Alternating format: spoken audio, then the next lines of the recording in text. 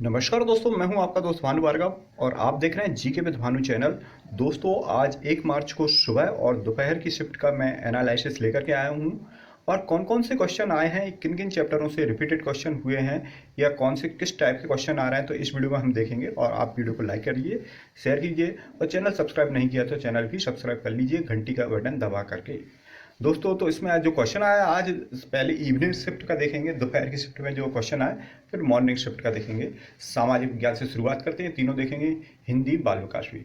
तो देखिए, आज जो दोपहर की शिफ्ट में कुषाण वंश की राजधानी पूछी। देखिए, राजधानियाँ पूछ रहे हैं, ये वंश बहुत पूछ रहे हैं और आप करके जाइए मौर्य वंश से लेकर के। और मौर्य वंश क्या, आप हर एक वंश से स्टार्ट कीजिए और मुगल वंश तक आप पूरा याद करके रखिए। ये इन्हीं से क्वेश्चन आ रहे हैं। आज कुषाण वंश की राजधानी पूछी थी कि प्रथम राजधानी इसकी फिरोजपुर थी, तो दूसरी राजधानी क्या थी, मथुरा। और भूगोल से अगर क्वेश्चन देखा जाए तो जल संधि से क्वेश्चन आया है, बेरिंग जल संधि किन देशों के मध्य है। जलधारा से क्वेश्चन आया, झीलें पूछी गई हैं। तो ये आप भूगोल से आज हालांकि कम क्वेश्चन आए हैं। और राजधानियों, अर्थशास्त्र से देखा जाए तो नगर पालिका को किस अनुच्छेद में रखा गया है, ये कॉन्स्टिट्यूशन का क्वेश्चन है। किस अनुसूची के अंतर्गत रखा गया है, 12 अनुसूची में। अर्थशास्त्र में योजना आयोग का गठन कब हुआ, 1951 में। और इतिहास से अगर अगला क्वेश्चन देखा जाए तो लाख दीनारी किसे कहा जाता है, यानी दिल्ली सल्तनत का ये क्वेश्चन आया। और नेक्स्ट, राष्ट्रीय अंतर्राष्ट्रीय न्यायालय कहाँ है, हैग में है। तो इस टाइप के ये क्वेश्चन है। अनुसंधान से अभी क्वेश्चन आए, दिवस से क्वेश्चन आ रहे हैं और अनुच्छेद से भी आ रहे हैं। सिकंदर ने जब भारत पर आक्रमण किया तो ये नंद वंश का पूछ लिया, स्टार्टेड ही वंश, शुरू का वंश है। तो उस समय नंद वंश का शासन था, घनानंद उस समय शासक था। और दोस्तों, इसके बाद अवंती की राजधानी क्या थी, तो उज्जैनी थी। ये मध्य प्रदेश से रिलेटेड क्वेश्चन है, हालांकि नेशनल जीके का है।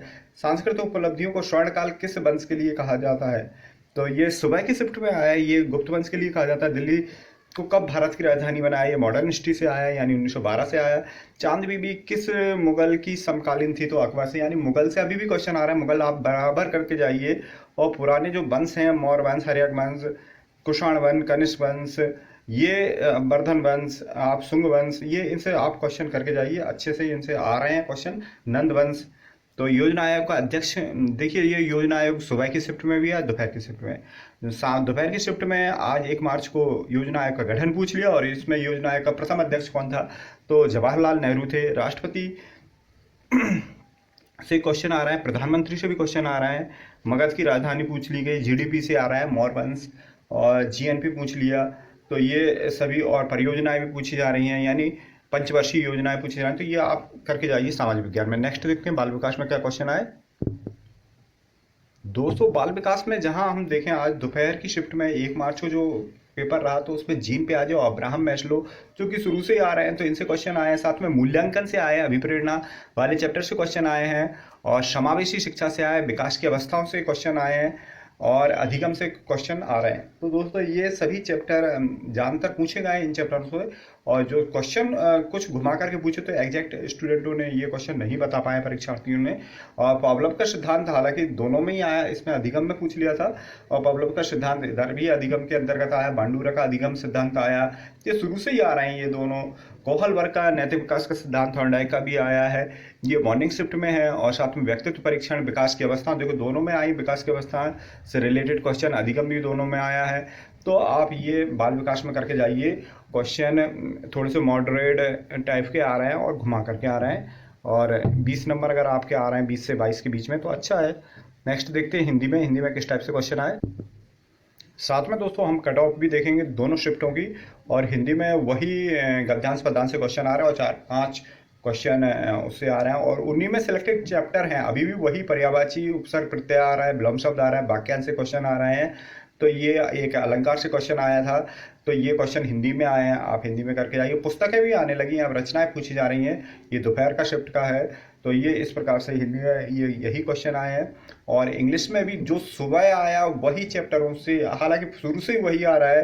प्रिपोजिशन आ रहा है, एंटोसिनोनिम्स आ रहे हैं, आर्टिकल आ रहे हैं, कंजक्शन स्टार्टेड हो गए, डायरेक्ट इनडायरेक्ट, क्वेश्चन टैग। तो ये क्वेश्चन आप अच्छे से करके जाइए इंग्लिश में। और दोस्तों, अब देखते हैं कट ऑफ। तो कट ऑफ में बात करते हैं सुबह के पेपर की। तो सुबह का पेपर 1 मार्च के पेपर का जो कट ऑफ जाएगा, पेपर मॉडरेट ही आया है और मॉडरेट से 2% ऊपर आया है। यानी आप अगर 102 नंबर अगर आपके आ रहे हैं पुरुष अभ्यर्थी जनरल का, तो उसका सिलेक्शन हो सकता है। साथ में महिलाओं के लिए अगर 98 तक आ रहे हैं तो उनका सिलेक्शन हो सकता है। साथ में इवनिंग शिफ्ट में पेपर थोड़ा सा मॉडरेट से 2% 3% नीचे आया, तो इसका सिलेक्शन थोड़ा सा कट ऑफ हाई जा सकता है। और अगर 108 नंबर अगर पुरुष के आ रहे हैं और महिलाओं के 104 तक नंबर आ रहे हैं, 103 तक आ रहे हैं, तो उनका सिलेक्शन हो सकता है। इसी के साथ दोस्तों, जय हिंद, जय भारत।